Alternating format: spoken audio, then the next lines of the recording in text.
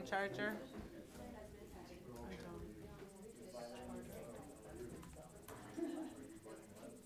Alex, is that an iPhone charger? Or those headphones? Oh, it's a mask. Oh. iPhone charger, anyone? iPhone charger? Yeah, do you have one?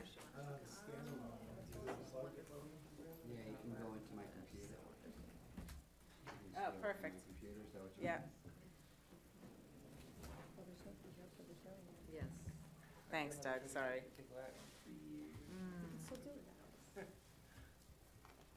When I use my hotspot, it like really drains my battery.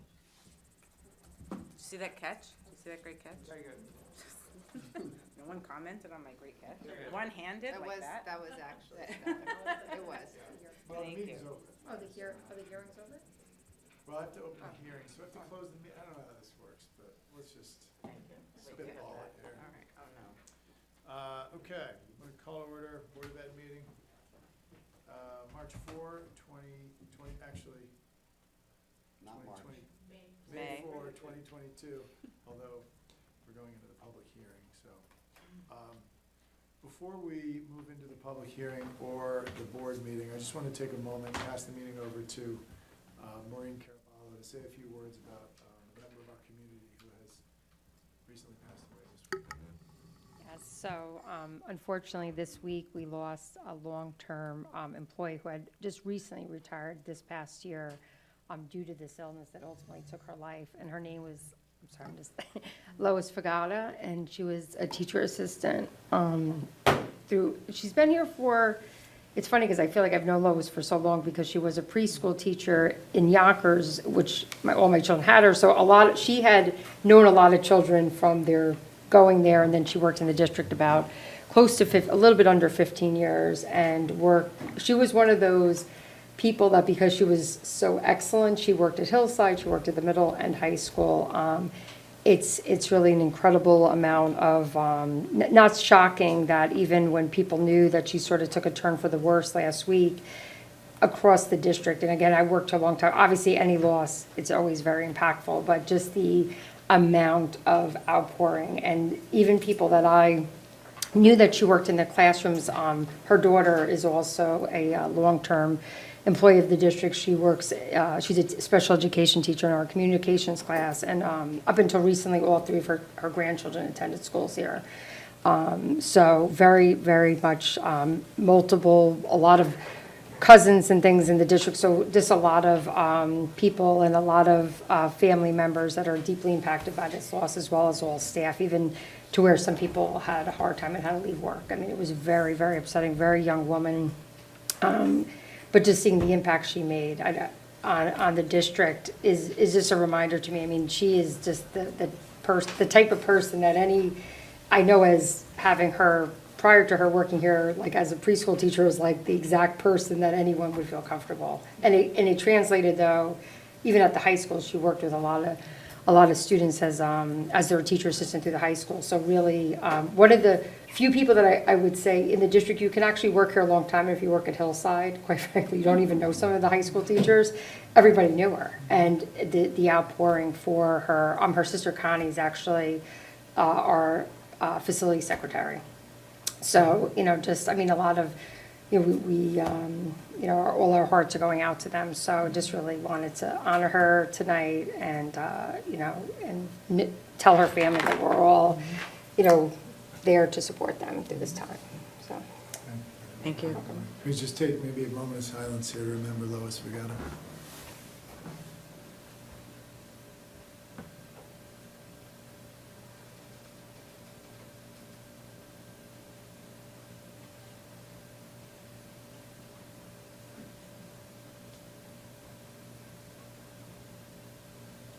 Okay.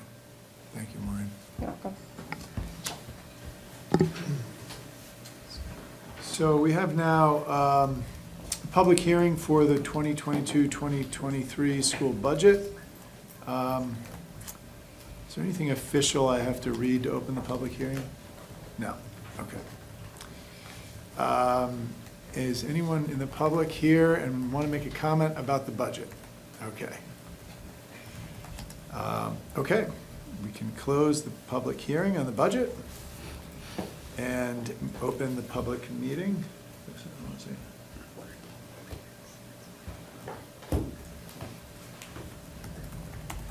Okay, hold on one second. We have late breaking news here I'm checking in on. Well, while Doug does that, we could just mention anybody who wanted to see, there is added to our, itinerary here, we have a 43-page file related to the budget, if anybody wanted, who was watching at home. The full book is right underneath that. Yep, right under public hearing, anybody wanted to click on a file. Okay, Bill, did you want to move up appointments? Is that? Yeah, I think we're excited by 4 guests here in the room, Ellen Driscoll and family. And under the appointment section, 9A, you see the recommended appointment of Ms. Driscoll to be a .6 Latin teacher. She's at least way, like 10 times more .6 than Latin teacher, just because our discussions, interactions. It is, you talk about unicorns, you talk about threading the needle, finding talent, and Hastings has a superb Latin teacher, we know that, and she knows that. And when that teacher decided who's going to get featured a little later in one of my comments that could not be here this coming year, we went, oh my goodness. And then we were able, I was at the end of it. Well, I have nothing to do with this other than being superintendent. Though she did recognize my Midwest background, we did talk about that, given she's a Pittsburgh native. But anyway, I had to say it. So anyway, we're honored and thrilled that she's here with her family to watch the board vote on her appointment. I don't know, Melissa, if you want to add anything else before we go to that item. I'm just so thrilled and want to welcome Ellen Driscoll and her family. And throughout the interview process, just such professionalism, such accolades, such talent. And we are really, really lucky to have you throw your name in the ring and rise as the successful candidate here in Hastings. And we are so delighted to welcome you aboard. Okay, do I have a motion to approve the appointment of Ellen Driscoll to .6 Latin language teacher? And a second? Second. All in favor? Okay, congratulations.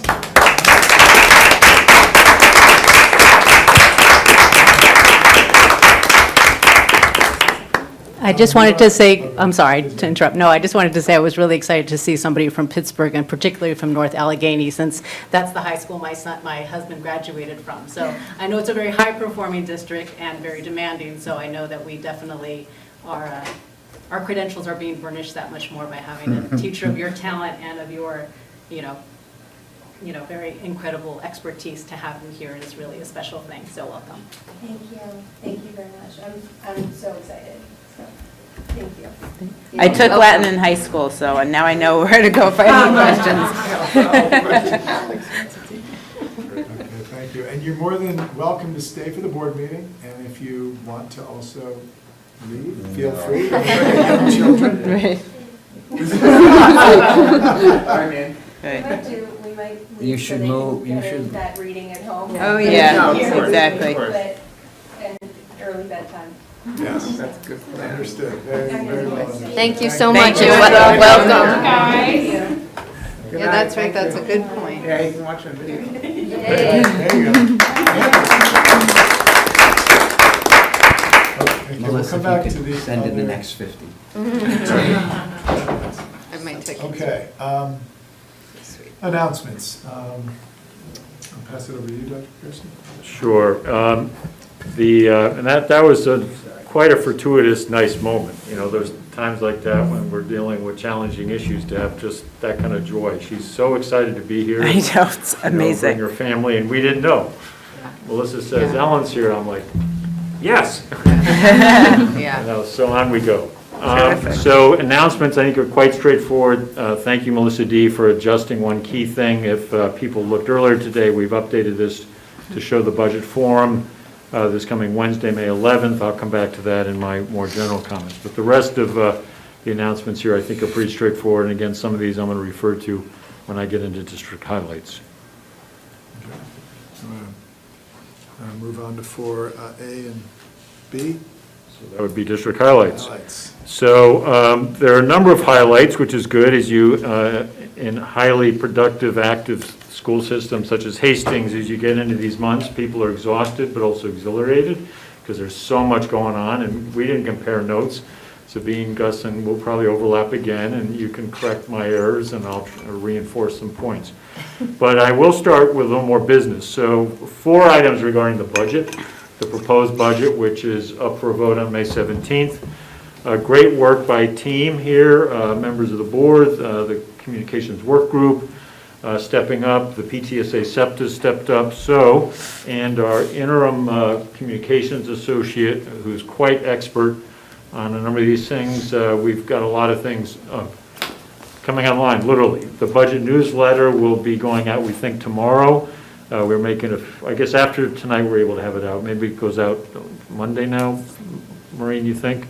The newsletter? Yes, yep, either Friday or Monday the latest, but our hope is Yeah, and Friday. I think most of you on the board saw a PDF of that. It's, I think it's a very strong presentation. It's substantive, it's clear, a little bit shorter than last year. It hits all the required parts of what the state asked for and actually requires at this point in the document.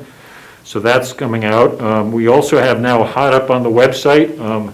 If you go to the website, up on the top bar, there's something that says budget info. If you click on that and you go there today, you'll see 2 colorful images.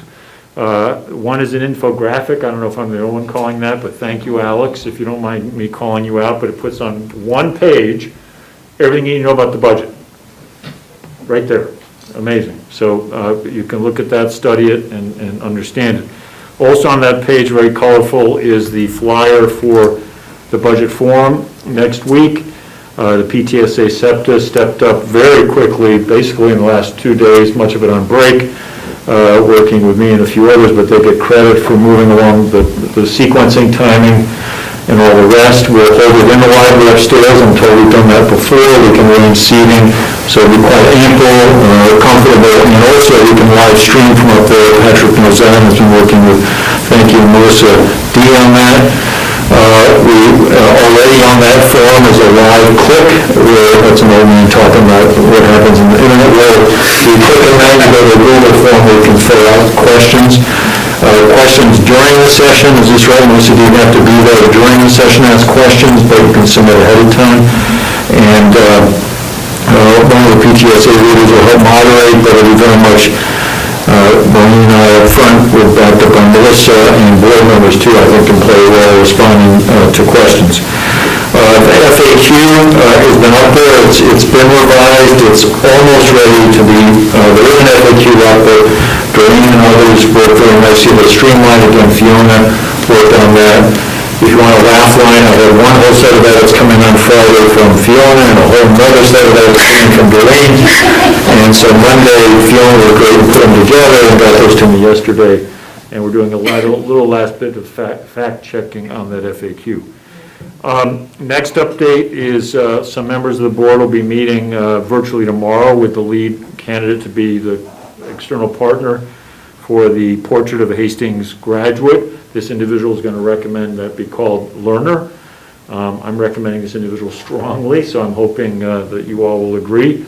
I think it's going to be a real win for us if we can get this to work out. This individual is really ready to go if it makes sense, and a subgroup will meet with her, and then the full board will get to interact with her, probably virtually with this individual, and hopefully the appointment will go through at the end of May. And so we're working on that. I want to come back to some old news, and a few of the people here were in the room, but the Passion Project is known to many of us. I had never seen it applied through world language. So this past week, and that may be one of your highlights, and so maybe I'll stop there and sort of get excited. But our advanced French and Spanish students filled the gym with each of their, I'm sorry, I got to talk, each of their tables with their own projects. I didn't stop, Gus, at yours, I'm sorry. I was stopping at others. So in the native language, with a translator for people like me who needed the translation, and it's just, it's remarkable. So I'm hoping you'll talk about it a bit, and it will get featured in the Friday letter. But kudos to Monsieur Lopez, and Veronica Allender for being the brain trust behind this. 7 high school juniors, this is number 4 on the list, have been named National Merit Commended Scholars in alphabetical order. These are all juniors: Amelia Anderson, Catherine Cho, Isabel Dupree Sullivan, Amelia Franco, Noah Hart, Liam Paintner, and Gus Renzen.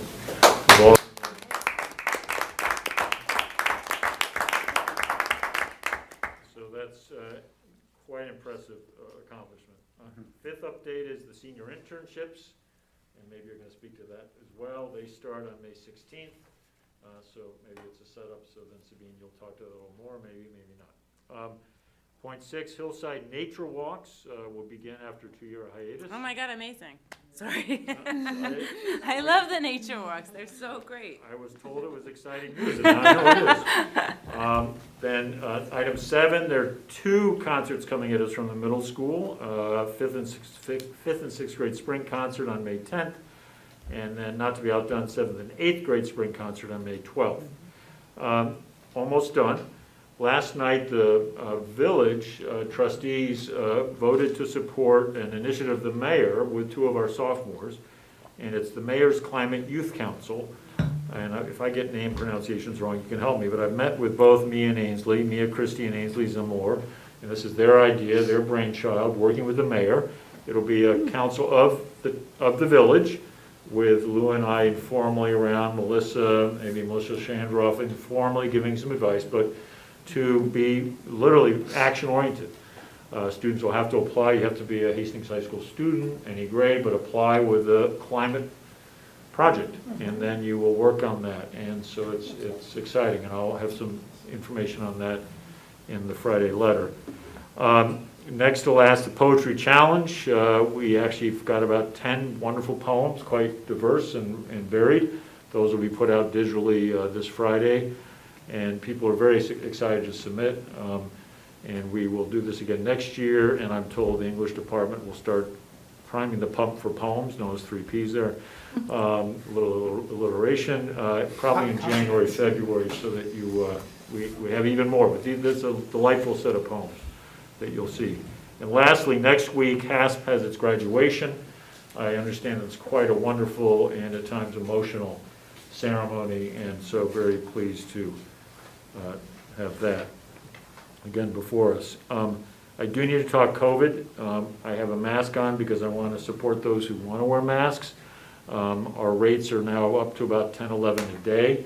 I did share with the board a standard statement I'm sending to people when they have questions. I did run that by a couple of my fellow supers out in the region, just to double check that our approach is what everybody's approach is, what it is.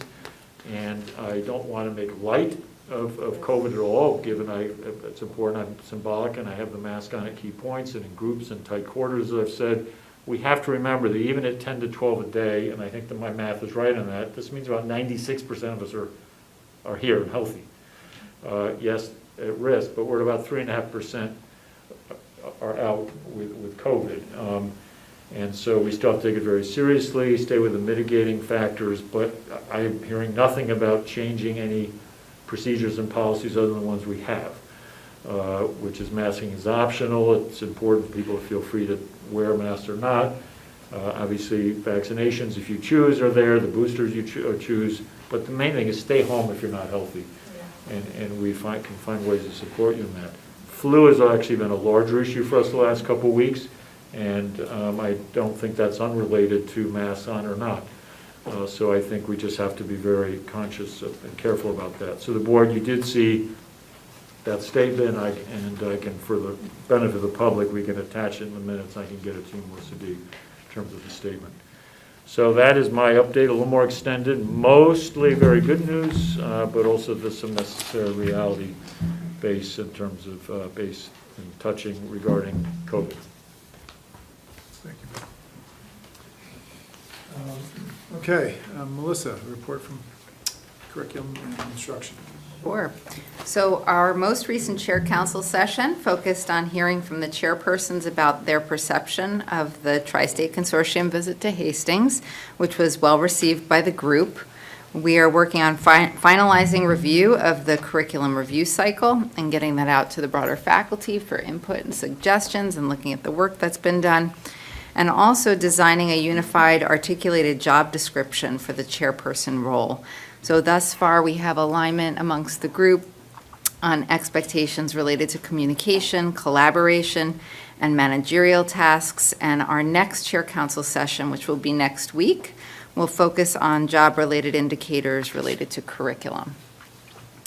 The most recent diversity committee session included a review of state and local indicators associated with year one of the district's diversity, equity, and inclusion plan, a brief recap of the purpose and agenda of the last few committee sessions, ongoing work with the teacher toolkit that the group has been working on, an update on diversity recruitment efforts, and an update on the PTSA internal working group's philosophy statement on the incidence of bias.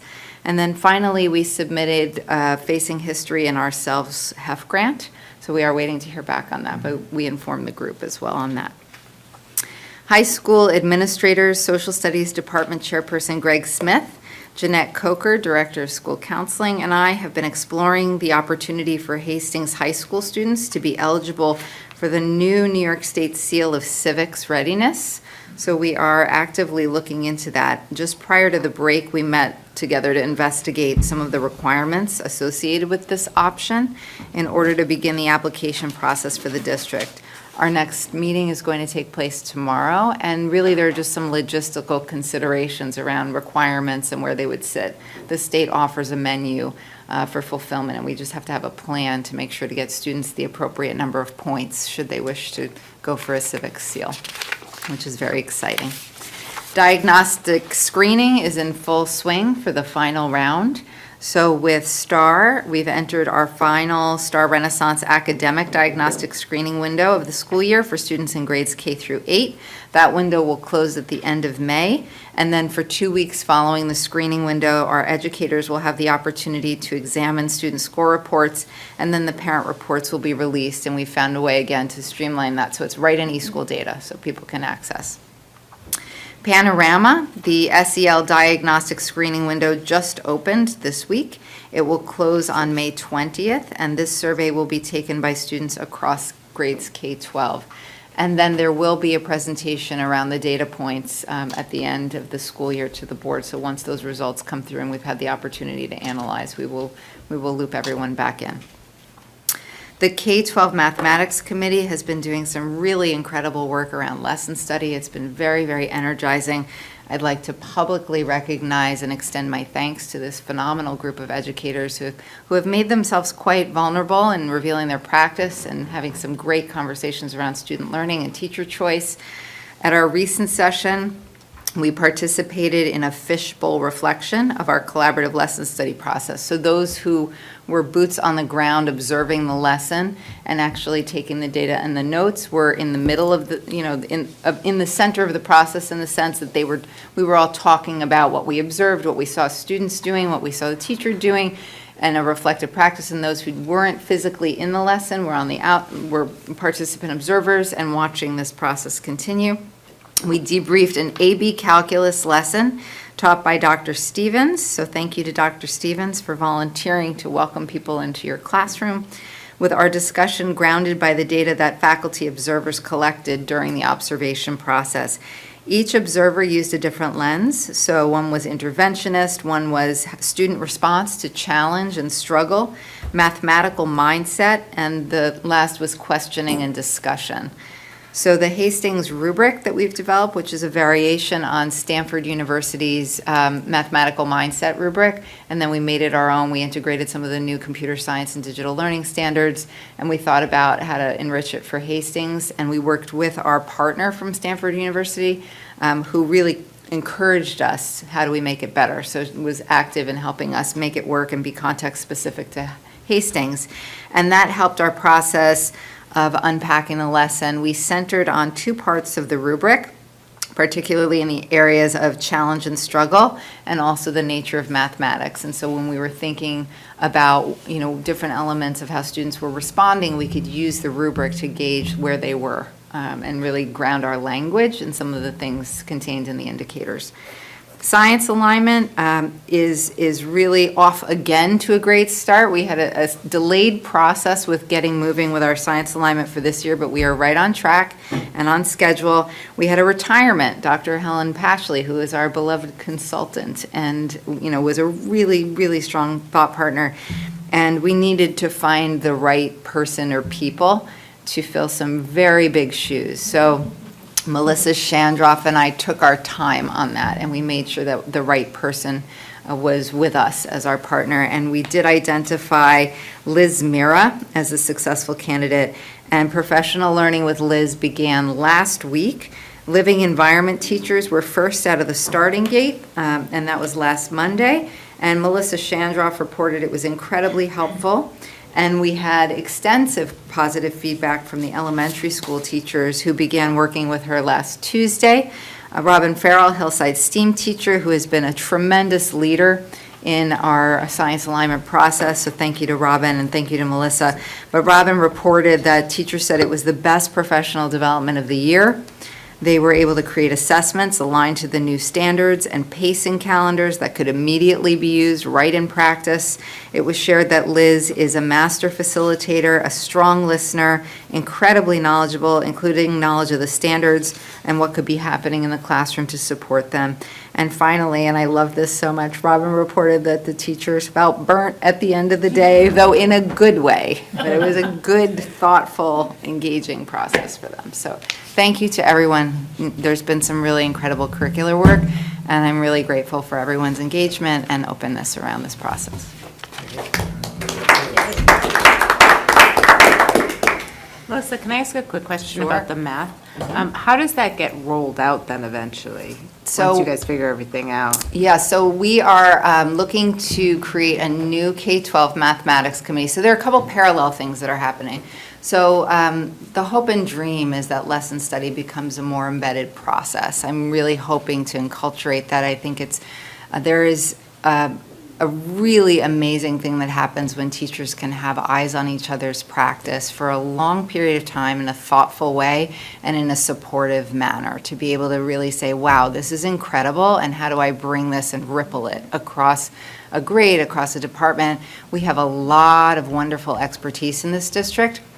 And due to the nature of teaching, it's very hard to be able to create the space and time to be able to observe that. So to answer your question, so the first thing is that we are reopening the K-12 Mathematics Committee for next year. This group has been together for a couple of years now. And so we want to open it up to a new configuration and help to move what's been done to a new group, and to get that safe space established, talk about some shared visioning work around what we've done in terms of our vision for mathematics from this year's committee, also the rubric that we created, and to be able to bring lesson study in. And that will be one way of cross-pollinating. Another thing is that there are resource-related curricular initiatives that have been happening. So for example, Big Ideas Mathematics has been adopted as a resource in the middle school, 6 through 8, and being able to create the opportunity for teachers to observe each other there is a logical next step. We haven't gone there yet. But so it's just about taking the work that's been moving and making sure that A, it's going well, it feels safe, and that it's valuable and people think it's important, and being able to then spread that through other small groups of educators and being able to ripple that process across contexts. The curriculum review cycle that will be presented shortly to the board will also highlight areas where there will be curricular focus. So for example, and you'll get a more extensive look, but basically if phase 1 is an inquiry where we're looking into the data that we have around a specific content area, from there we will engage in a design process where we think what would be helpful. This becomes another tool in the toolkit to make sure that we create conditions for people to have eyes on each other's practice. It is imperfect. It requires sub-coverage, and we need to make sure that we are able to do that. But to be able to systematize it is a goal. It's very, very important that people are aware of the great things that their colleagues are doing, and they feel like they can grab things to have more coherent approaches and to build on some of the excellence that we're seeing in different places. Thank you. Okay, Maureen? Yeah, just really a quick update around some things going on around the facilities. First, just starting off with I feel like I'm a broken record with this, but Hillside will be opening, and we hope by the end of the month. We are at the very final stages. I actually just received the final sign-off for some of the required inspections and different things that need to take place in order to gain the certificate of occupancy for the space. So again, some small punch list items that sometimes are more aesthetics that we could open even prior to having some of those. And when I say that, nobody would notice them except for like people like, do you see that smudge up on that upper wall? Like, so they're minor. Also similarly here at the middle school auditorium. So we know we will have use of the space by June. Once we have a definitive date in which they will be able to open, then we will be informing the board and having some sort of opening ceremonies. But, you know, we don't want to put a date out in case it shifts a week or two. But we are at the finish line there. And now we've started to begin, especially at Hillside, revisiting then all the shifts that'll need to happen because of the plan, if some of you do remember, now kind of allows us to align different grade and department levels together where some of them, because of the current configuration, you don't have, like as an example, the second grade is in 3 different parts of the building. So Joe and myself met with Amy to kind of go over that. We're first kind of looking at some of those shifts again, then the other spaces that need then to be reconfigured to come back into compliance. Part of this, we are doing some things, so as I said to Joe, I think there's going to be like what we're doing now, and then as we know, before we modify some other spaces in building, we want,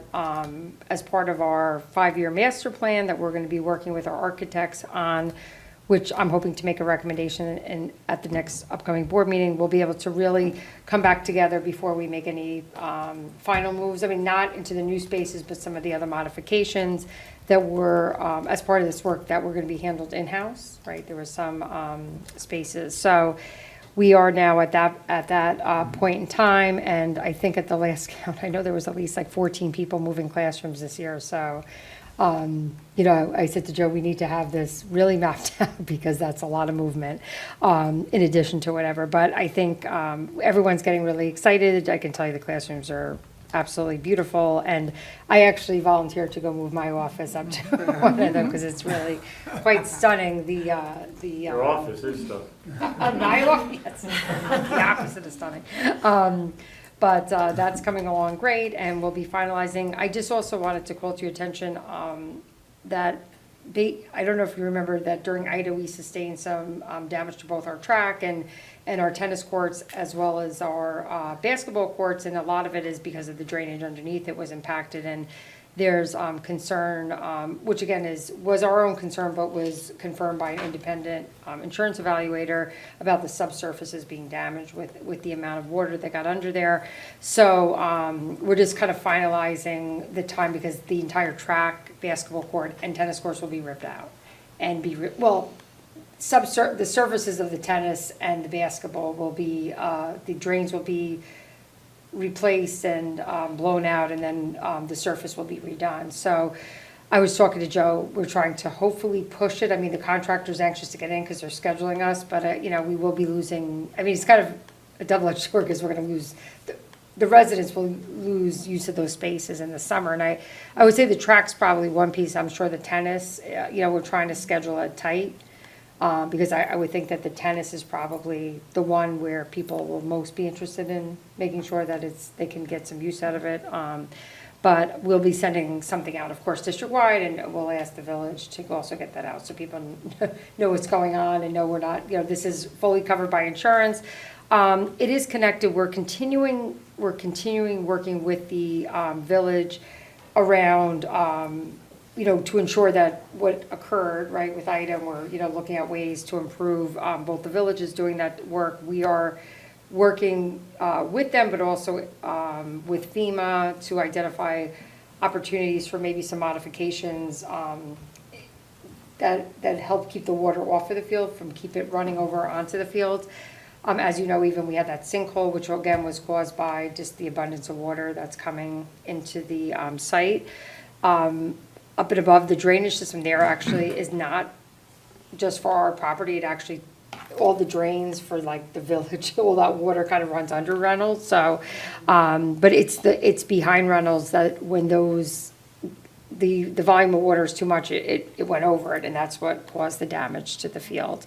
So we're still, I know Joe today had to get a bunch of stuff up to FEMA, so, we're continuing looking for opportunities to either have some funding that they can help us offset, improving, the drainage system there at Reynolds. And then connected to that is one of the items tonight that's on the agenda that we are now, again, because of nothing to do with the hillside construction, but because of the water that comes down off of Sugar Pond, which is above us, and the surrounding areas.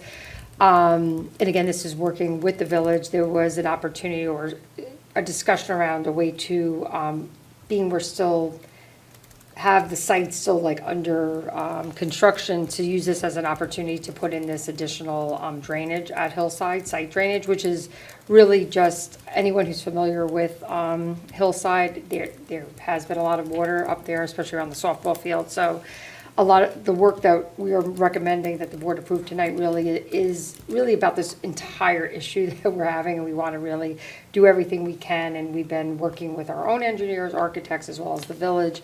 And actually some residents who've been, are excellent, and this is their area of expertise to find ways to just make sure, even beyond the water, like making the water go into drainage or really properly channeling it. Also make sure that other people's property is not there. So we're really, trying to be responsive to it. So, but as far as the truck, I was just down there the other day, like, oh goodness, this whole thing's gonna be ripped out, shortly. And then the other thing I just wanted to call to your attention, we will be putting the district safety plan up on the district website. I know we're also gonna be discussing the individual building safety plans are confidential, and they could only be discussed with the board in executive session. The district-wide plan is what is the public-facing plan. It is required every year to be put on the website for 30 days for a review cycle, which we do every year. That time frame is coming up, so I think it'll go on either Monday or Tuesday of next week. And prior to the board adopting it in a formal, at a meeting in June, that will need to be there. And then we'll also have a public hearing. Similar to what we did tonight, there's a public hearing required for the safety plan. But just so you know, it will be going on. The plan hasn't changed too much. It's just, tweaked to represent any updates in the district. And that will be, happening. And again, we'll have a meeting around that. But this has to happen 30 days before you actually do anything with it.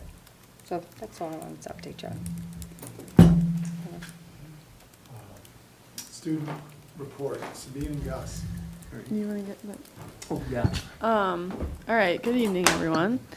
So varsity baseball went 4-0 last week, is that right? And the softball team is currently 8-4 and is ranked 4th in their class. The softball team's senior game, which has been rescheduled twice now, is set to happen next week on May 12th. Senior internships start the week after next. The last day of classes for seniors is May 13th, which is next Friday. Some examples of internships include being a teaching assistant at Hillside, making a blog for food reviews, volunteering at a clothing sale, and editing the high school's literary magazine, which is my internship. College-bound seniors have made their final decisions. So many of our seniors are excited to take the next leap in their academic careers. Senioritis is setting in just a little bit, especially as internships start in the next couple of weeks, but all of our soon-to-be graduates are staying strong through APs and finals. The Student Union is helping plan the School Olympics, which will be happening on May 18th, and AP season is in full swing, so good luck to all of the students. Alrighty. Just before I get into my update, I just want to say I was in a couple of Ms. Vegata's classes in the elementary school, and she was incredible, and I had no idea that she passed away, but she was like one of the kindest people I've met in the school system. It's really sad, and I think we're all everyone that knows is just gonna miss her so much. On the update side, the passion projects that Dr. McCurchie talked about a little bit were just awesome. Senor Lopez and Madame Laner planned this just incredible event. And projects sort of ran the gamut from like one of my friends did Spanish unemployment research. Other people like cooked these incredible dishes. There were movie trailers. There were musical performances. It was just such a wide range of stuff that sort of got people really into all these different cultures. It was so cool. The girls' track team won the Croton Relays, which was a big deal. Quite a few PRs, and we're super proud of them. Thanks to Coach T, who's the coach for that team. Spring Pep Rally, which was last Friday, was also super successful. For the first time in recent memory, I think, the school got together to celebrate all those spring teams. School spirit was definitely high, but it was also pretty sad for all of us to see all the seniors running through the banner for the last time. We're definitely going to miss them, but it was a great event. And my last thing is that sophomore Luke Suzuki, who's a shortstop on the baseball team, was nominated for LoHUD's Baseball Player of the Week. I don't think he won it. I think he came in second place, just by a little bit. But he did incredible last week. He was 8 for 13 with 5 doubles, a triple, 4 walks, 4 stolen bases, and 9 runs scored. It was insane. And he also pitched for a win over Edgemont. Wow. Thank you. Thank you. Thanks, guys. Can I just make, I love the senior internship program, and this could be me, I don't remember seeing anything about reaching out to parents. I used to hire a senior all the time at my job. I don't know if maybe we can, I don't know who that would be addressed to, but maybe more of a push to, or maybe I just missed it and everybody else saw it, but I don't remember seeing the, like, can you sponsor a student? So Yeah, just Mr. something to- Buchanan runs the program, so I don't really know how the whole the outreach process happens. All I know is that he created a master doc that had all the offerings. If you wanted to, that's how I found my internship, were all the available offerings.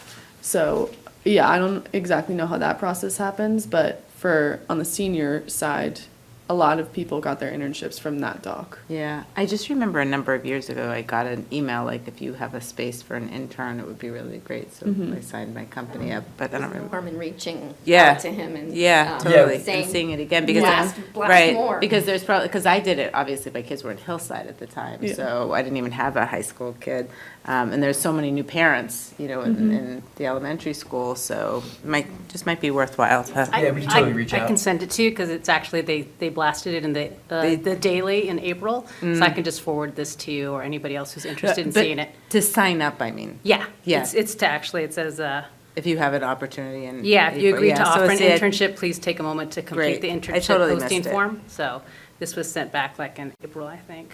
But it could be worth highlighting. No. and that, Yeah. just parents do, you get used to No, seeing I'm just saying, everything Yeah. so many things obviously are included in Yeah. our dailies, right? Yeah. But sometimes we don't miss it, but I'm saying, Yeah, I can share this with you all. great, Sure.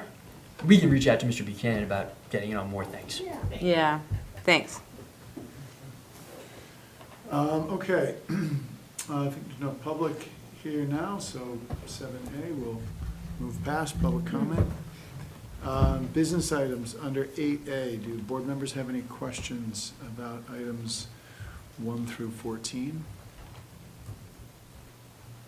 Can I just say something about number 2? I mean, I don't know if anybody had a question on it, but I just wanted, so this was one actually that we had previously settled multiple years ago, and they, at the time, not because of us, there was something, a snafu in the town of Greenberg, in which, when we got the settlement, they didn't include 2008 for 1 year. So, I mean, but it just shows you the magnitude of 1 year of a repayment, how much, I mean, just, just to plug, we do have like $15 million worth of exposure, or maybe even more right now in possible settlements. And I had a really interesting conversation with the attorney the other day when, I was like, well, how did this, happen? And we did go back, and in fact, we had approved this settlement. It was just a year that somehow, like on the paperwork, got dropped off. And I know you would say, why didn't they? Because it probably got settled like 3 years ago. That's why it wasn't back, but it was this particular year they didn't get paid for.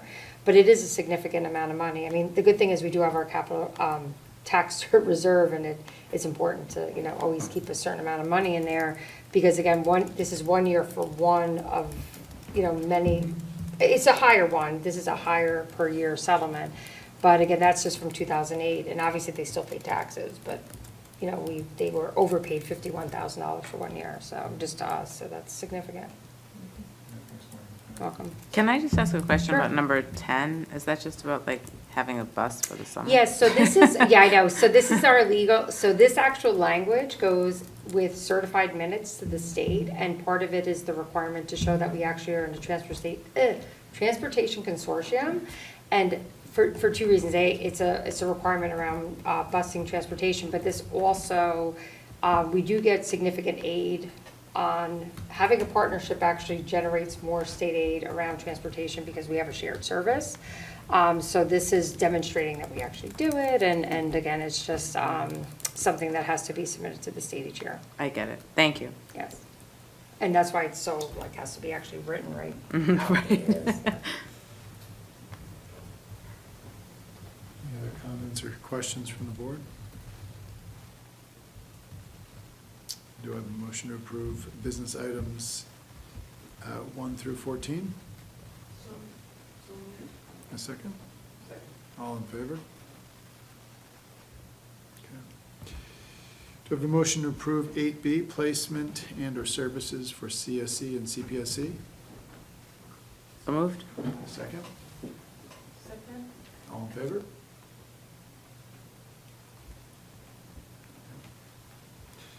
Okay, appointments. We have 9, 1, and 2. Ms. Driscoll, we've already voted on.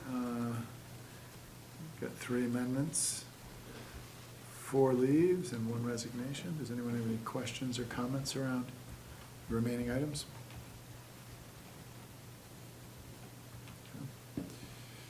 Do I have a motion to approve 9A, 1, and 2, and then 9B, C, and D? So moved. A second? All in favor?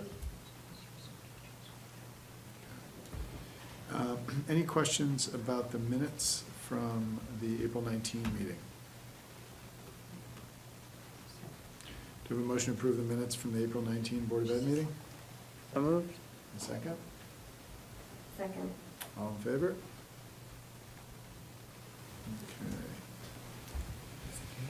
Okay. There's a policy listed here, but doesn't look like there's a report under it. It was the voting procedure. It was there. voting for- Under Oh, 12A. It's just under 2 different, I just wasn't sure. Oh, yeah, it's There's 2 under different first spots read. in the Sorry. policy. Yeah, yeah. So I just wasn't sure if there was a different report rather than just the one being read. Okay, so we'll move on to 12A, first read. Okay. Yeah, so it was a policy that we looked at. It was about the voting procedures for board and district business.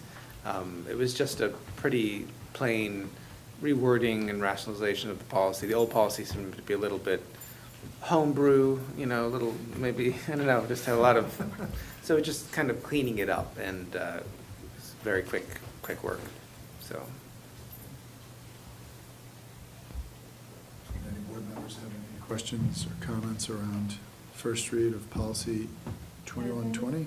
Yeah, I think a lot of it also has to do with the council giving more clarity to it as well, so that it's something that is not frozen, because we have time on our hands to, but it's just some kind of a legal clarification to make it more. Good. Okay, we'll move along to new business, proposed BOE meetings for next year. Yes, have this on the agenda, and sort of the approach of a first and second read. This may require some discussion. Hopefully the memo was fairly straightforward if you got to it. Thank you, Melissa D., for doing the complicated part of actually mapping in some dates. We just think it's easier for you to have an actual option to consider, and then you can morph off that, change off that if need be, as opposed to, I don't know where the phrase blue sky came from, maybe someone can tell me, but as opposed to just blank. So we are recommending that Monday night is not ideal, particularly for us as administrators trying to bring you the things you need on a timely basis. So there is a recommendation to move off Monday. We offer Tuesday. We would also be open to Thursday, and if need be, we can stay with Monday. But I think the sense from experience is it'd be better to move off of Monday for the reasons explained here. One is really, I think, efficiency and effectiveness. Two is you already have to shift a fair amount of meetings off of Monday, either because of recognized days off and then some required New York State votes. So that's one thing for you to think about. The other, which isn't scheduled here, is on the second page to be added, some fairly important, actually let me take fairly out of there, important to be added. You are required to do that organizational meeting. We've looked to push it as late in July as legal. That's frankly a little selfish on my part, but we may, if maybe someone pinch hit if I can't be there. I'm not going to be around the first week of July if anyone's looking for me. Then budget work sessions, I think we had talked about this year, actually setting those out separate from the current existing board meetings. I don't know what Hastings has historically done. I would say as a newcomer, and I think Maureen agreed with me, breaking, it doesn't mean more meetings, but I think they'd be better meetings, shorter meetings in some Like work regards. sessions, right? Right, work sessions. That's been my experience in my previous 2 stops. I can't speak to what, happens over here in general. In New York State, I just think I've seen it works better. You may have a few more meetings on the schedule, but it just lets you focus, lets the community focus. And then I think you do want to really be thinking about as a board an August retreat on the timing on that. You do have a post-Labor Day start as a school, so you may think about something juxtaposed around that time. And I would think you may want to go ahead and just build in a mid-year and end-of-year retreat. You can always pull those off the calendar. But this is all for you as a board to think about, but recommended as ways to help your processes, us support you and work with you. But the most immediate thing to be thinking about would be when the former regular meetings are, and again, we're recommending move it off Monday to another day. We can discuss this as much as you need to now, and then we urge you to vote on it at your next meeting, because we have to build this out. You need it. We have to build it out for the district so they know. So hopefully that's enough of an introduction. Melissa D, did I miss anything? No? Okay. Before we jump into a discussion about the board meetings, Melissa, can you just check with council on the legality of multiple retreats? I was always under the assumption in New York State, you were only by law able to have one retreat a year, but. This is the Empire It is in. That makes it different. So that's one of that, at least that's always how, and I believe I remember at some point years back having a conversation with Stephanie Roebuck about that fact. So if you could look into that. You just don't want to hang out with us. No, As much as I'd love to add 2 more retreats to the calendar. No, I just wanted to check on that. Okay, so that, I just wanted to make sure. I think the 14th, yeah, we've always done that late. But, okay, comments on the proposed Board of Ed Tuesday night meetings. That is something that some of us have to revisit. So if we could table it, because I've been working with the assumption, some of us are working in college, we have a semester ahead, so I try not to put it on Monday. But it doesn't mean that I can't switch things around, but I think I have to work on it Okay. than just doing the Tuesday. Did you guys look at the town counts, the town? So one of the reasons we took it off of Tuesdays 5 or 6 years ago was because they kept being on the same night. Wasn't as it the- Wednesdays, Doug, we had it on? No, we did it on Tuesdays. The first year I was on the board, actually, I think it like, I can't remember. Wednesdays one year. But I had to do something with the town and I had to Yes, choose the I remember meetings that, yes, I do constantly. remember that. Right, they do Yeah. tend to meet on Tuesdays, So- probably for the same reason. It's one thing if it's the off weeks, that could work theoretically, Yeah. but Oh, if like it's every all, other week. yeah, but if it's on the same So, yeah, nights, if it's that off can be. week, Yeah, that, we wanna do that. yeah, I think I can move things around, but are we supposed to vote on it today, or? No. Okay, Next time. just- It's Okay, so I'll discussion. work on it, it's discussion. So we don't have to, if, it sounds like some people have to look at some stuff, it's the first time some people are seeing this. So we can come back and talk about it next week, we don't have to have a big discussion on it now. Can I just make a point, though? I totally understand, I don't mind at all, I don't care what day it is, doesn't matter to me. So I just noticed that on some of the days, though, because I know you wanted to move it to Tuesday to have an extra work day, but on some of the days, like the 28th of September or the 11th of October, you're still in that situation where you have the day. So you know, maybe you want to push it even one day for that reason, you know. I don't care, maybe Yeah, other I people mean, do, but I if think we were- you want that day, do it the 12th instead of the 11th or Yeah, whatever. Tuesday is an idea, I mean, if we have to stay with Monday, because the other thing is you all ran for a position, and you ran maybe assuming a schedule, and I understand that. It's not often that boards of ed change their set meeting date. We just had felt that getting off of Monday would help if we can, but then to us, that could be Tuesday, Wednesday, or Thursday. Yeah, You know, I think we're open to any of the three. great. And if you as a board say, we appreciate your concerns, we just can't make it work, we'd make Monday work. But we're asking the board to think about something different than Monday, and we just built in what Tuesday would look like. And you raise a very good point, Doug. I mean, most boards make sure they're not in conflict with the other major governing body in town, but if you could alternate. But that would, you know, the village meets every other week too, so it could easily be scheduled. I'd be in favor of a Tuesday or Wednesday. I'd like your 3 bullet points, plus I'd add a 4th, you know, Monday night football.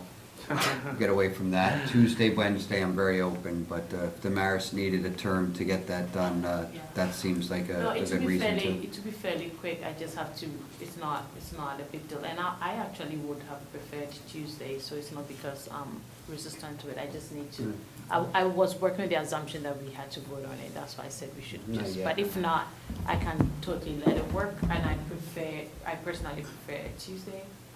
I like the idea, Yeah, Bill. Thank you. evening, so And then one thanks. other thing is, I spoke to the president of the PTSA because I noticed that the PTSA meetings are always the same night as this meeting, and I can never go to them. So we talked about, you know, she gets her schedule from you, I guess Fee gives it, so if you could just, you know, thinking about that, so it's not scheduled, so I can try to go to that one too. Yeah, that's a really good point. I assume they're willing to pivot off whatever you as a board Yeah, decide. she said she didn't care, because, I mean, I recognize that the PTSA is at 6:30 and we're at 7:30, but we often have, you know, our meetings, so our executive sessions, so I haven't gone to a single PTSA meeting this year because of it, so.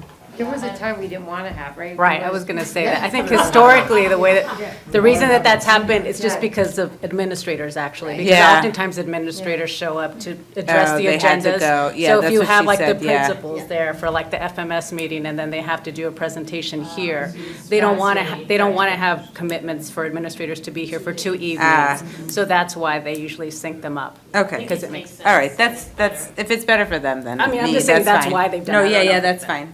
That makes sense. I want to ask about, I'm actually very in favor of the work session that is being considered as well, because I think that's critical to the collective work as a whole. Can you elaborate on it a little bit in terms of the suggestion that you had put out there, Dr. Marquez? in terms For of the work session? budget work session?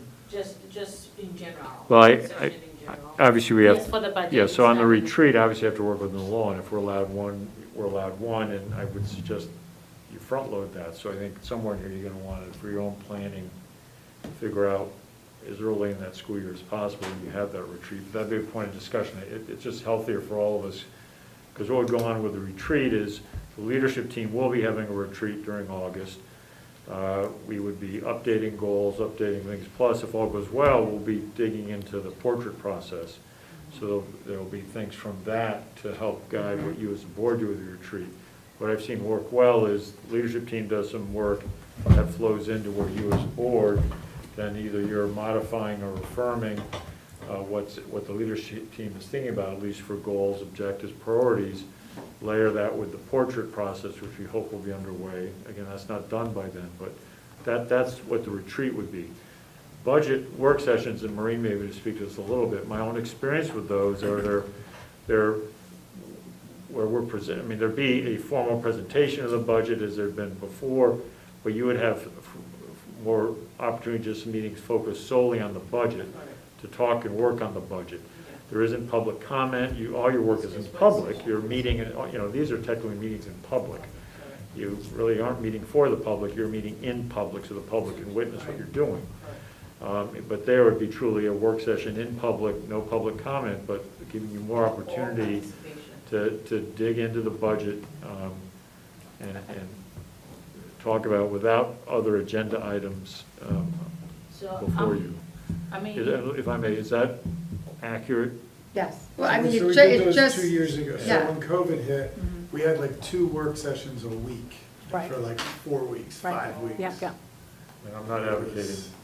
But it was like, That's what it was Bill wants. intense. Every night. It was Every intense. night. But they were breakfast meetings, 6 Oh, my AM. God. Yeah, It turned all-nighters. into breakfast They were meetings. practically. By the end of them. Oh, yeah, they were like Oh, yeah. 7 hours. I am not, I'll raise my right hand, I'm not advocating that.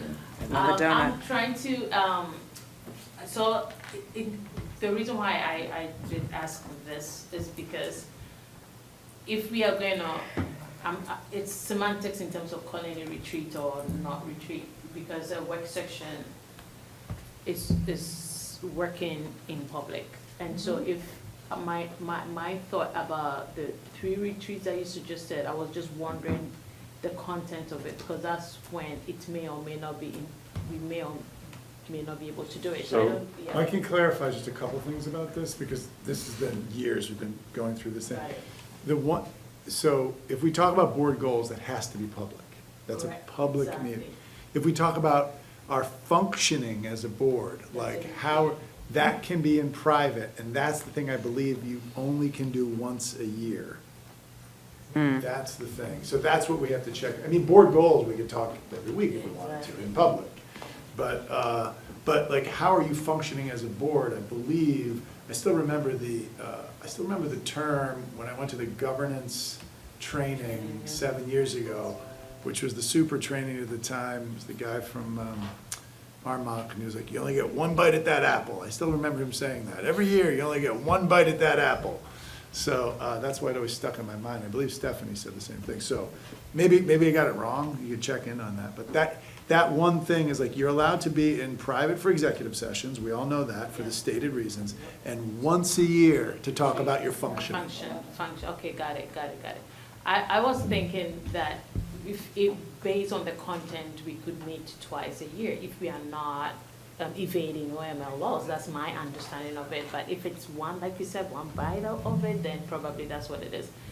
But in terms of the work session, I know, Doug, if you can elucidate on that a little bit about how we have so much to do that sometimes some of the regular meetings, if we make it a work session where no voting is happening, we may sort of, a lot of the work that we need to vote tends to be pushed back.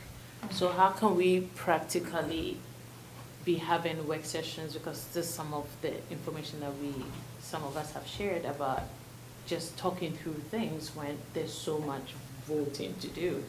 So I think we have to think of the Well, practicality of it. you We've know had what I mean? proposals in a couple of different ways. So one of the things we've proposed is like, every other week is a board meeting, and then the off weeks is a work session. And one of the things that has become a challenge with that is sometimes the business office has things that Well, need even to just get voted appointing, on. like, we can't have, I just want to say, some districts, the way they run, again, this is up by policy, Dobbs Ferry allows, like, personnel appointments in business up until like a certain dollar amount to be approved without board approval, or like retroactive board approval. Because you know, we have subs who have to start our monitor, and they need somebody to start, and that, like, you could not wait a month. But legally, the way we're structured, we couldn't start the person until you approve them. And even with contracts, you know, we would just not be able to, well, we're not doing it, you know what I mean? So that's kind of the issue. So either you have to give districts who allow, like, the superintendent more Flexibility. power, I guess, or by policy allows them more flexibility to make those hires without, and then be retroactively. That's how they get around it. Because it is true, there's a certain amount of business items that would not be able to wait a month, or you just have more meetings. I mean, that's the other, So the other option is you keep your 2 voting meetings, Yeah. and you add That's another, you know, in budget season, you add, let's say, 3 4. meetings, 3 or 4 extra meetings. So Okay. it'd be like, meeting every week during budget season. I remember doing them on I mean, not them proposing that, but I remember having Saturday? boards. That, no, we used to do them on like weekends and everything. So I would just say this last thing. No, work sessions, just to like, Yeah, offer an option, I like that's that all. actually, but anyway. I'm But just saying. the last It's thing fine, that I would whatever. like to add is that with that in mind, probably if there are, until we do the retroactive, giving more flexibility to the superintendent in all these voting items that usually is more procedural. We could also probably have alternative work sessions where maybe the first 30 minutes, just like sometimes we do executive meetings before the regular board meetings, probably the first half hour is just having all those yay procedural items until we change that. That way, we know that all we could do the work session and then the voting at the end. It just half an hour just to do the procedural stuff. So, or before, in any way, just the same way we do the executive session sometimes, before we go enter into regular meetings like we did today, we could do a work session and then enter into regular meeting where we vote. Didn't we do something though this year, Bill, or last year, where there was like 3 appointments because of the timing, we were able to do retroactive? So I think you can do it on a case by case. I was just thinking that, so there could be in a month where you knew you had it, you can say that we authorize, I'm just saying, emergency appointments of up to exactly 2 or 3 teacher, I don't know, Yeah. substitutes. I think we did do that because we needed to do it. I mean, to distinguish, I mean, I think you as a board later need to sort through your policies as it relates to the decision-making authority. You did provide us earlier this year that wild card opportunity, just if we needed it early in the year. Maybe if we can just put a box on that, though you may be very simple as you think about your vote in 2 weeks would be maybe just adding in a small number budget-focused work sessions. So, not as frequent as you had them, but, maybe add in 2 more for now. Because you have 0. Because as I recall this year, every budget discussion was part of a larger meeting. So maybe you have a designated presentation meeting for the budget. That's all it is. And then it's busy, but then you just schedule 2 other work sessions through that 6-week period. And if you need to add more, you can, but at least you've blocked that in. So, I'm sorry. But that's for you to think about. I'm not saying, obviously not deciding tonight. And again, the advantage of the Tuesday getting plugged in, again, that was just to give you an example. Because then sort of mentally you can go, okay, if it was a Wednesday, what would that mean in terms of adding in some meetings? I'm sorry, Doreen. No, I'm sorry, I interrupted you. We don't legally have to have 2 meetings a month, right? No. So we could have like 2 meetings a month, and then maybe when it's budget time, we could switch to 1 meeting a month, and then the other meeting is a work session.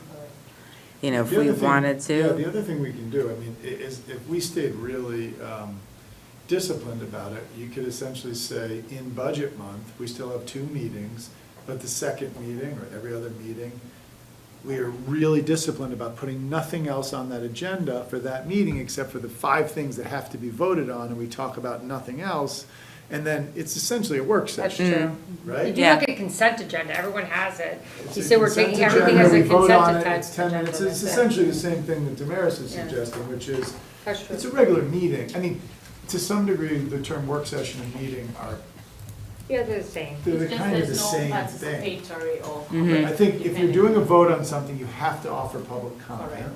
And so you have to offer public comment. And, could we run into a situation theoretically where we've got voting on 10 items, we open it for public comment, 50 people show up, they want to speak, and it somehow makes our work session a challenge? That's a possibility.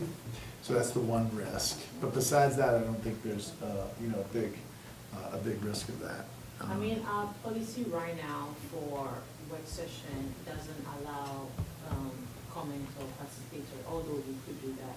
But I think that the way we have it now is better, so that it allows us to work, because literally that's why we are here, to do our part. But like Jeremy had expressed, that starting the budget conversation early is always vital, even to the community. And we know that the communication and engagement team, we met, trying to, get a deep understanding to the community.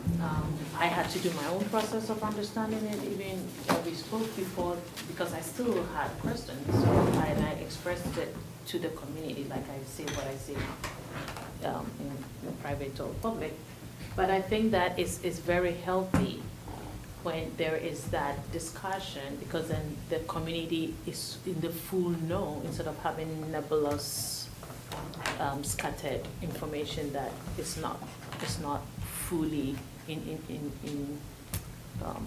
it's not fully sort of looked at in that thorough way that the community wants to be engaged in. So I'm actually quite happy that I think we already announced the forum that we suggested, right? So I think that if the community is still having questions, it's a good way to just come and listen and understand, because as much as we all had questions, there are a lot of clarification is happening and conversations are happening. So I think it's May 11th, right? Yes. Yeah, May 11th, so that we can listen and ask all the questions that, so I think that would be good. But I like the fact that we are thinking ahead. I totally love that, so that's good.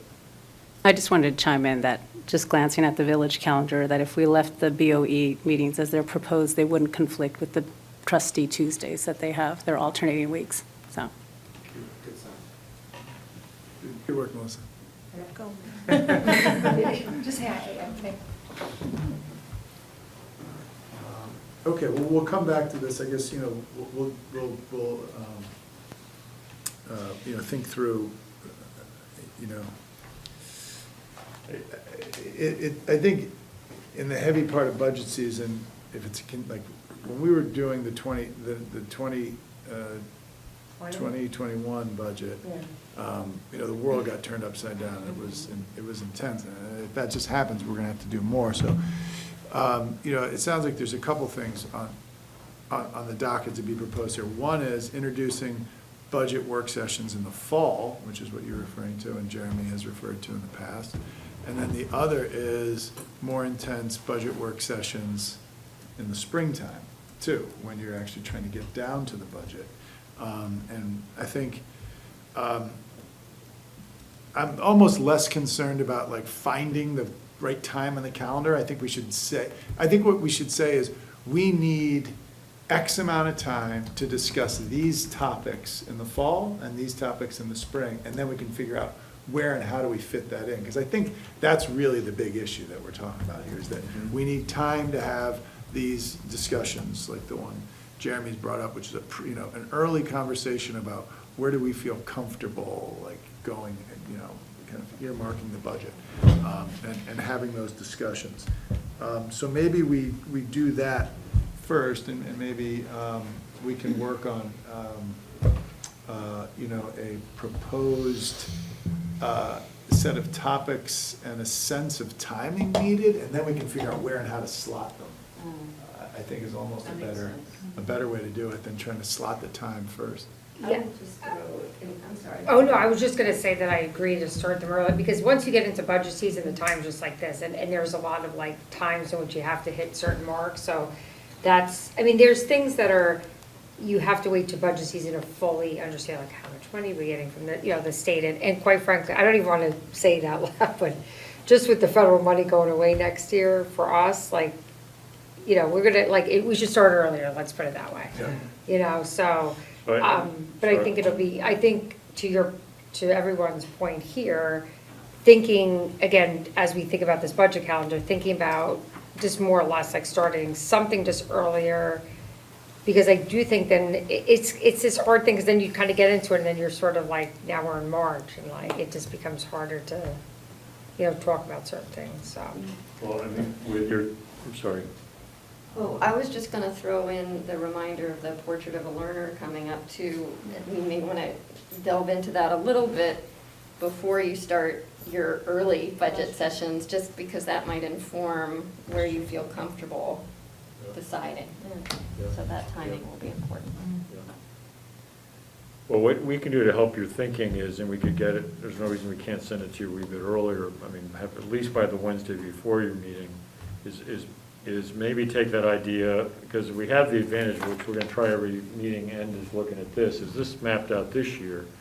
So I think what we could do, and I'm really looking at Maureen, is we could say, take this, and maybe most of the three of us would say, what in this plan you have to do at that particular time. So you might find I'm making this up, October, in one of those two meetings, you could do what you're saying, is just, there's nothing else on the agenda except for anything that has to get voted on for contractual issues or all the rest, or hires, and yes, there may be a public comment to that, but if it's, history would say most of the time that would not gonna be a lot of public comment, then the rest of the meeting, that would be beginning to talk budget.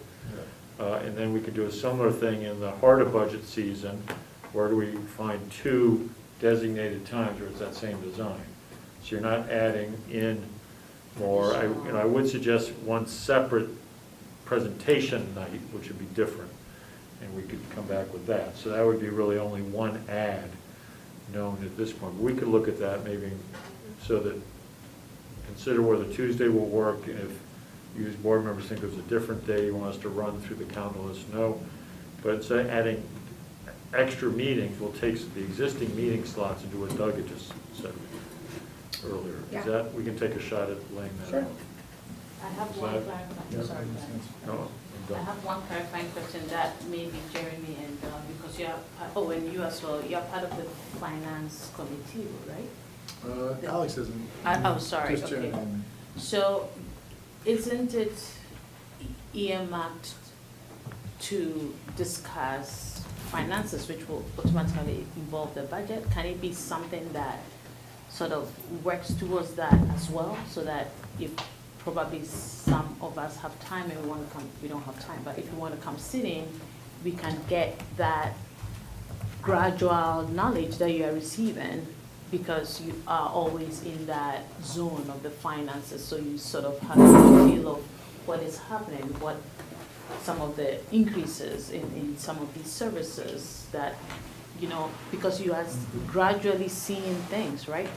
So can it be a way that when you are deciding some of the work in that committee, you could say, hey, this time we are going to talk about blah, blah, blah, which I think will inform the budget. So if you want to come and sit in, what do you think? Yeah, it could. I mean, I think we have to just kind of rethink the finance committee meetings and how, because, People are tending to go have a few of them a year, because the problem is then, it doesn't, like, if you're talking about the You're budget doubling up the holistically, conversations. you're doubling it, and I think districts, like I remember just talking to people, most people are having like a few a year, and then just sort of like, let's just talk about it in budget, because then it becomes like, it just, It's redundant, you mean? Well, it's so saying for that's example, it's one of the redundant. reasons why we recommended against the curriculum committee, because we didn't want to Right. have 2 to 3 members of the board talking an hour and a half about curriculum, and then you come back, you go, let me rehash that whole conversation for the full board. Now, the difference is curriculum committee is not required by the New York State Education Department but finance is. So we need to understand, Well, it's what. like finance audit, really, it's not. Finance, audit, policy, and Yeah, facilities, are the yeah. only 4 mandated committees. Yeah. So, And do they have their Most mandates? people only have like 2 or 3 meetings, because it's just like, like, what's mandated to discuss The in pro- those, I don't audit, think because the so. audit committee, really, you guys function as do all, you have like a preliminary, like you have some small meetings, and then like there's like kind of one as a whole. I mean, a lot of what you do is kind of focusing, but I think what a lot of districts are, at least in my colleagues, most of them are not having the frequency, because I think the budget conversations are so big and so large and require like a lot of, input from all board members, that it may be good to have a couple, but, so many of them are so important that I think, first of all, you're talking about like so much work that you're trying to like put into a few, even the budget, like, it's in talking about $56 million in 5 hours is not an easy task, but it is still important to have like a good amount of dedicated board time. I think that would be a better use of everybody's Yeah, time. so Maureen, the reason why I asked, so let me tell you why I did ask that, is that I feel like if that seems to be redundant, why don't we take advantage of a board mandated committee that can earmark, because the public can come, it's a work session in itself, so. Yeah, And I feel like we should capitalize on it instead of impinging too much on the regular board meeting. That meeting is public as well. It's more or less a work session. There's no public comment, there's no participation. And board members like myself that want to understand more, I know when the meeting happens, and I can pop in because I know things surrounding the budget to be discussed in the finance. That way, it doesn't have to be around this time, because we are being intentional with talking, because then again, that gradual information happens, and by the time it's budget season, some of us are more informed and understand it better. So this is just Yeah, I mean, taking advantage, that's all. So the way There's that, no Monday. the way that the finance committee meetings have historically been set up, it's not, it hasn't been like a deep educational dive. So. It's like not- topical about it's what's just like going, it could kinda be about like the topical, bond. like what should we we'll bring to go- the yeah. board kind of thing. There's not a lot of, heavy discussion going on at those meetings. I mean, I guess one of the things maybe to check, either Melissa or Maureen, check in with legal counsel about is, when we say a committee is mandated by law, what does that actually mean? So for example, we could essentially call a work session that goes on at 6:30 or 7 PM, the finance committee. Yeah, as a whole, a board as a And whole. then plans. we don't have to have any separate finance committee meetings, because to me, they have felt partial and, you know, it's not really, Because finance is We're much doubling broader that. than like talking about one thing, that's what I think about, just having it around like the budget, like we can go through the budget, we can start early, do whatever you want, but I think it's more meaningful, like, instead of going off, I just, you know, and sometimes it doesn't represent the board as a whole, then you kind of get, I just have seen it not always be as, I want, in my mind, it would work well, but it just doesn't work as well as and we don't meet as One of the frequently things as to think about that maybe we could do is, we do what we were just talking about here, which is we put work sessions, essentially, they're board meetings, because we put a head end in them that has votes. And we do those, in the fall we do a couple, one or two, in the spring we do several around budget time. And then we do schedule separate finance committee meetings that start at like 7 PM twice a year, that maybe we have a slightly different agenda on that has more education on. I don't know, maybe there's a way to use them differently, I'm not sure.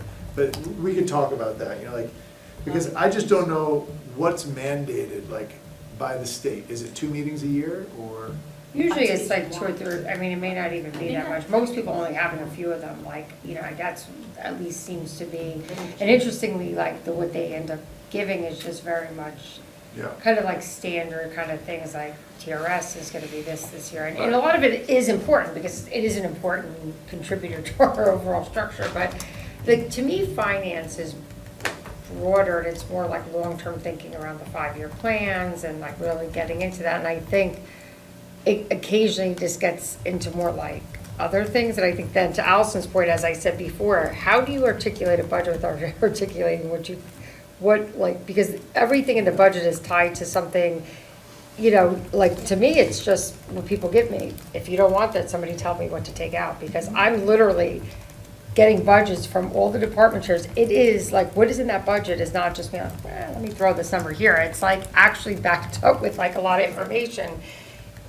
All that Right. is based upon, you know, projections of at a given time, but in order to really understand like what the budget's made of, what is going to be important, you have to like break it down that granular, and I think that requires a lot more Let's meetings. propose this, let's keep this, and then, and you can just talk, like, what are we mandated to do by law for the finance committee meeting? And if it's just having 1 meeting a year, we'll figure out what to do with that meeting. But You know, this we is can the have a most few, I'm not important. saying, but I think what we're Yeah, talking we about, can- to get a deeper understanding of the budget, which is, I think, in my opinion, if you're asking that, what is best served by that work sessions? We could, we could have 5 finance Yeah, so meetings We'll too. research it. Yeah, we'll do a little homework and come back. Yeah, okay. For regular board, I just checked, it's once each quarter, so I don't think finance committee has to be as often, even regular board Boards meetings, is we once should a be once quarter. each quarter. Yeah. So, finance would be Okay. once a year. And is that your recommendation? I'm not For the recommending. full board, once a quarter. It's crazy. I want it to be like. What the hell are we meaningful, doing? whatever works Twice a best month? for I mean, everybody. whatever it is, it has to be meaningful. Yeah. Okay, let's keep moving on. Second public comment seems, more comments. Could be Patrick. Agenda review we've got here. Excuse me, Patrick. Patrick, do you have comments? Okay. Agenda review, I mean, we're kind of have been doing that. Yeah, so just, it's looking at this document that, you know, Melissa D. and a few of us keep updated. And, you know, there's some good ideas bubbling. You probably, if some of you have seen in emails reminding you that we really have only 4 meetings left, and some of it, there's some good celebratory things going on. So, anyway, your next meeting is indeed the 23rd, or you've got the school vote on the 17th, budget vote, but the 23rd, and there are some now recognitions. You have the EMC certificates, tenure recognition. You know, you do have the ratification of the school budget vote. We hope you'll decide on your meeting dates. You do have a significant presentation on the 23rd. It's a new thing we're doing, but it's what we're calling Class of 22 Future Steps. And that'll be Jeanette and Melissa giving you a sense of where the seniors are headed, and we intentionally called it Future Steps, which, you know, in this community is substantially higher ed, but we want to, you know, be honoring and respecting those who may have some different ideas. So that's next meeting. You then really, after that, you have 2 more meetings, so maybe worth quickly hitting that. On the 6th, you will hear about the Hastings grant decisions, the Hastings Ed Fund grant decisions. We want to feature the science research program. I mean, there's a lot of amazing things going on here. Dare I say that's certainly a central point, I think, allowing, and Ms. Sandroff and I have talked a bit about just doing, your meeting is busy, you're full, but doing more than just the 1 or 2, finding a way to give some sense of the students. And then you've got the 21st, you've got, it's all in front of you here, I don't have to reread the whole thing to you, but we are aiming on the 23rd to bring you a State of the District update, which I launched the process on that today. That'll be a narrative version for the last several months, as you saw at the mid-year, but we will then layer in 2 other sections, high level on the next 2, which is the panorama survey results from the last, there have been 2 administrations of that since you last saw it, plus the STAR. So you have an intro, you have a narrative substantially written by the principals and department chairs, but then you will have then panorama high level, STAR high level, and a wrap-up. That'll be done, ready for you the Wednesday before the meeting. So that's your last 3 meetings. I think it's pretty well scheduled. There's a lot there. There have been some other ideas board members have had. I mean, tonight SEL that come up before. There's some issues about different digital learning and technology. Questions about some of the courses that really get into challenging material. How do we understand that? I'm suggesting that we not try and pack that into the next 3 meetings, but that might be something to think about as you get into retreat planning. And the portrait process may also give you some clues on some things you want to prioritize. But I think looking into next year, because we're on a marathon, right? We don't figure it all out in one day. But looking into next year, some of those other topics you can think about. So that's my planned monologue on agenda setting. Okay. Okay. Board comments. I have 2 comments tonight. The first is that it's Teacher Appreciation Week. I don't think we mentioned that yet. So first, we have 2 teachers on our board, so great job, guys. And also, just thanks to the teachers in our district, and I hope they're having a good week this week. 3. Yeah. 3. Oh, right, I forgot. Yeah, you're sorry, Allison. 3. So I hope that we're celebrating. The teachers are celebrating a little bit, running around the hallways and wooing or something. I don't know. There's a lot of celebrating going on. Yeah, it's great. PTSA has stepped up substantially. Each of the principals and their administrations have stepped up. I don't know the status of the super cookie yet, but. Okay, nuts. Tomorrow. I'm going up after, I'm going back up tomorrow. That's the day. Cauliflower crust, it's gonna be I love it. special. So there's a lot of good celebrating. Perfect. Great, thanks.